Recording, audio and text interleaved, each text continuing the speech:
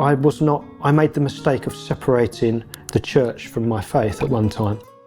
And eventually I came back, thank God. And I give a lot of thanks to our Blessed Mother, because she was instrumental in that. In my time away from the church, I developed this interest in Marian sites. And eventually I went to Lourdes. Shani and I went on our honeymoon actually to Lourdes as part of our honeymoon. A fascinating thing happened there actually.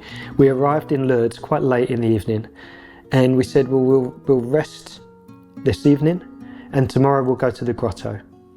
We had our meal, and then we said, actually, let's go for a little stroll. We went for a walk, and then we heard in the distance this kind of music, singing, and then almost like colours as well. I don't know, seeing these colours in the distance. It was a bit like a Disney film or something, you know. And before we knew it, we were right there in front of the grotto. You know, like, so one moment we weren't going to go, we weren't going to be there, and then the next moment we were just there, you know. So I always say that Our Lady kind of drew both of us, because Lourdes, Fatima, Medjugorje, all of these places, and learning about other places, developing this interest, I realised that when I give testimony, I tend to say, imagine a little toddler who's lost, kind of, you know, like fascinated with all the shiny things that are around. And like, she just like took me by the hand back, you know.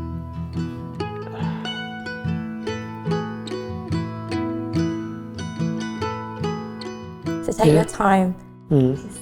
Yeah. Godmother holding you by the hand is very powerful.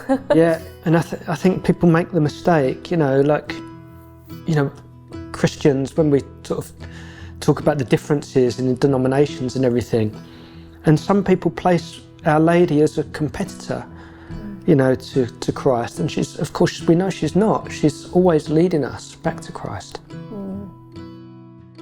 And to the church. You know, this was the mistake that I had in my life of separating the church, and she was bringing me back. When you were working sort of in that sort of very intense environment, all the glitz and glam, you were with lots of different people, say Messi and Ronaldo, do you feel that your faith did kind of influence them in some way, or still is? Influence the players? Yes, when you were with them. Well, I would love to think so.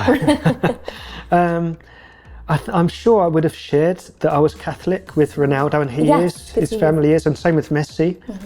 But I honestly couldn't say. I mean, we're supposed to be living witnesses, aren't we? And so I'd love to think so, but I don't know.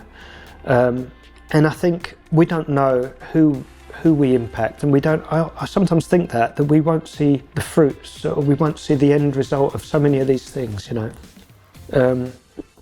We don't know how the smallest action can impact others, you know, like even walking along praying the rosary. I sometimes struggle with it because I think I don't want to be pious. I don't want to be seen as praying for people to see me pray.